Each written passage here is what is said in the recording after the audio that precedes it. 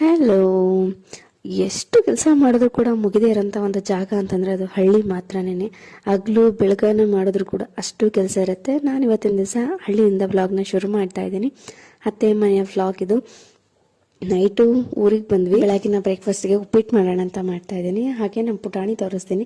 ನಮಗಂತೂ ವಾರಕ್ಕೊಂದ್ಸರಿ ಬಂತು ನಮ್ಮ ಪುಟಾಣಿ ನೋಡಲಿಲ್ಲ ಅಂದರೆ ಬೇಜಾರಾಗ್ತಾ ಇರತ್ತೆ. ಯಾಕಂದ್ರೆ ಅದು ಬೆಳವಣಿಗೆ ಆಗ್ತಾ ಇರತ್ತಲ್ಲ, ಒಂದೊಂದು ವಾರಕ್ಕೂ ಒಂದೊಂದು ರೀತಿಯಲ್ಲಿ ನೋಡೋಕ್ಕೆ ಒಂಥರ ಚೆಂದ.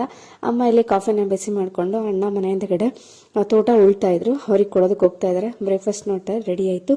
ಇನ್ನೊಂದು ಕಡೆ ಮಧ್ಯಾಹ್ನಕ್ಕೆ ಚಿಕನ್ ಸಾಂಬಾರು ಮಾಡೋಣ. ಯಾಕಂದರೆ ನಾನು ತಿನ್ನಲ್ಲ ಮಟನ್ನು, ಹಾಗಾಗಿ ಮಟನ್ ಬೇರೆ ಚಿಕನ್ ಬೇರೆ ಏನಕ್ಕೆ ಅಂತ ಅಂದ್ಬಿಟ್ಟು ಒಂದೇ ಸರಿ ಚಿಕನ್ ಸಾಂಬಾರು ಮಾಡೋಕ್ಕೆ ರೆಡಿ ಆಗ್ತಾ ಇದೆ. ಅಣ್ಣ ಇಲ್ಲಿ ತೋಟನೆಲ್ಲ ಮೆಷಿನ್ ಇತ್ತಲ್ಲ ಎಷ್ಟಾಗತ್ತೆ ಅಷ್ಟು ಉಳ್ತಾ ಇದ್ರು. ಅಷ್ಟೊತ್ತಿಗೆ ನಮ್ಮನೆಯವರು ಪಕ್ಕದವ್ರಿಗೆ ಹೋಗಿ ಚಿಕನ್ ತೊಗೊಂಡು ಬಂದರು. ನಾನು ಕೂಡ ಚಿಕನ್ ಸಾಂಬಾರೆಲ್ಲ ಮಾಡಿಟ್ಟು ಇವಾಗ ಮುಸ್ಕಿನ ಜೋಳನ ಬೆಂಕಿ ಸುಟ್ಕೊಂಡು ತಿನ್ನೋಣ ಅಂತ ತಿಂತಾ ಇದ್ವಿ. ಮಧ್ಯಾಹ್ನದ ಊಟಕ್ಕೆ ಚಿಕನ್ ಸಾಂಬಾರು ಮಾಡಿದೆ, ತುಂಬಾ ಚೆನ್ನಾಗಿತ್ತು. ಇವತ್ತಿನ ಡೇ ಹೀಗಿತ್ತು.